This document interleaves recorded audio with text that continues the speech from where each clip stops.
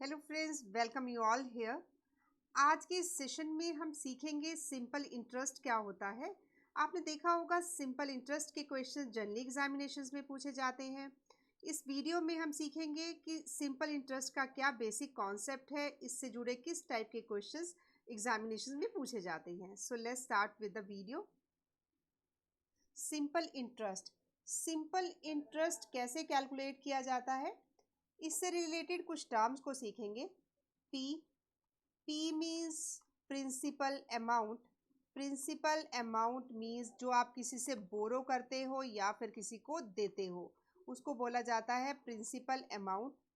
R का मतलब rate of interest, कितने परसेंट आप रेट ऑफ इंटरेस्ट देते हो। अगर वो अमाउंट आपने लिया है, कितना इंटरेस्ट आप उसको पे करते हो, जैसे 5%, 2%, 3% पर मंथ के हिसाब से या फिर पर एनम के हिसाब से।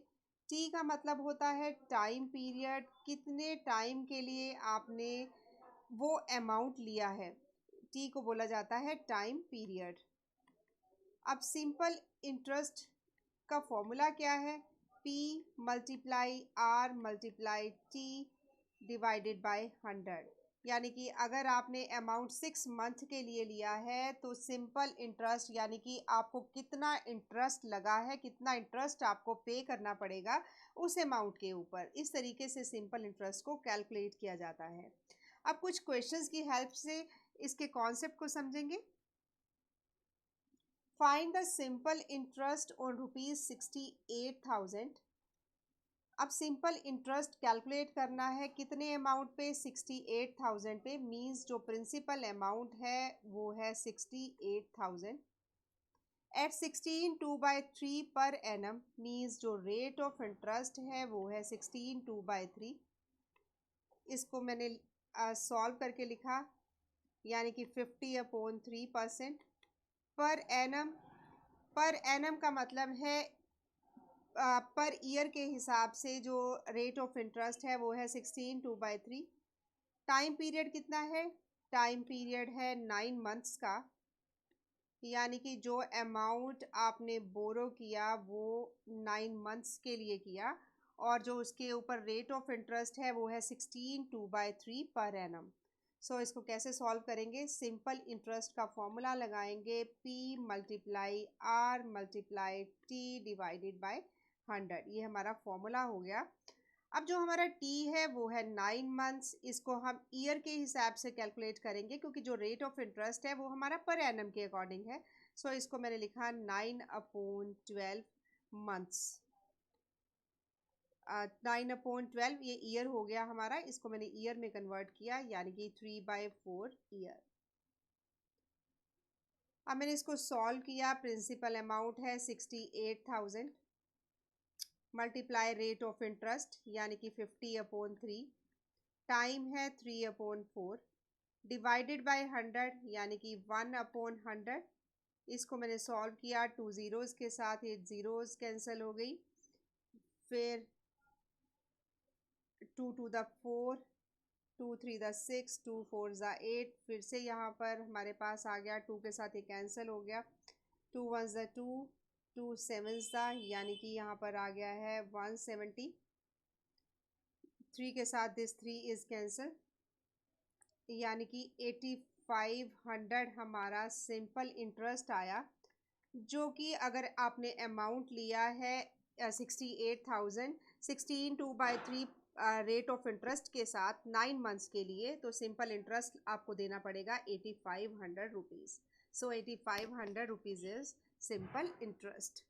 Next question is find the simple interest on ₹3000। Amount है जो वो है 3000 का, यानी कि प्रिंसिपल अमाउंट इज 3000 और जो रेट ऑफ इंटरेस्ट है वो है 61/4% पर एनम। 25/4 लिख लिया मैंने इसको। For the period of 4th February 2005 to 18th April 2005।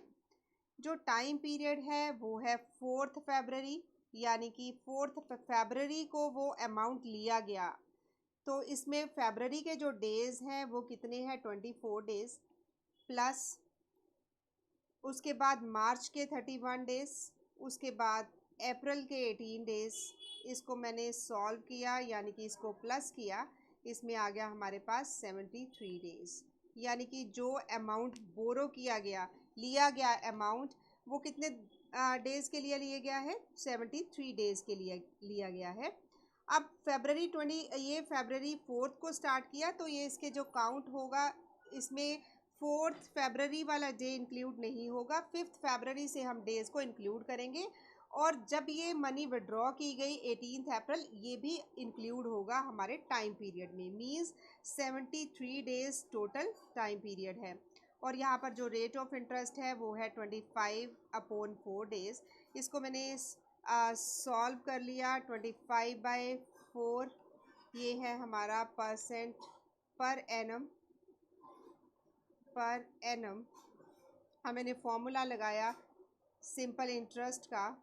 Simple interest is P into R into T divided by 100। ये principal amount is 3000। Rate of interest है जो हमारा, रेट ऑफ इंटरेस्ट इज 25/4। यहाँ पर हमारा ये है 25/4 per annum rate of interest. जो हमारे डेज हैं वो कितने हैं, 73 डेज। पर जो रेट ऑफ इंटरेस्ट लग रहा है वो ईयर के हिसाब से लग रहा है, तो मैंने क्या किया, 73 को 365 के साथ क्या कर दिया, डिवाइड कर दिया, तो ये ईयर में कन्वर्ट हो गया। यानी कि मैंने इसको ईयर की फॉर्म में लिख लिया, 73 डिवाइडेड बाई 365 ईयर। सो इसको मैंने सॉल्व किया, 73/365 ईयर, यानी कि ये हो गया हमारे पास 73 5 365। 73/365 को सॉल्व किया, 1/5 ईयर आ गया। So time period is 1/5 year multiply by 1/100। P into R into T divided by 100। इसको सॉल्व करने पर जो मेरे पास रिजल्ट आएगा वो क्या आएगा, 2 zeros के साथ ये 2 zeros cancel, 5/5 so 30 multiply 5 divided by 4, 2 to the 4, 215। सो इसको मैंने सॉल्व किया, रिजल्ट आया है 37.5। यानी कि जो सिंपल इंटरेस्ट है वो है 37.5 रुपीज़। सो इस तरीके से आप सिंपल इंटरेस्ट को कैलकुलेट कर सकते हो। इसमें आपने दो चीज़ों को ध्यान रखना है। अगर rate of interest per annum के हिसाब से है, आपने क्या करना है, टाइम पीरियड को ईयर की फॉर्म में लिख लेना है, क्योंकि रेट ऑफ इंटरेस्ट हमारा पर एनम या फिर एनुअली दिया गया है। सो इस तरीके से आप सिंपल इंटरेस्ट को कैलकुलेट कर सकते हैं। इस तरीके के और कैसे क्वेश्चंस पूछे जाते हैं एग्जामिनेशंस में, ये हम अपनी नेक्स्ट वीडियो में डिस्कस करेंगे। So thanks for watching and keep supporting us.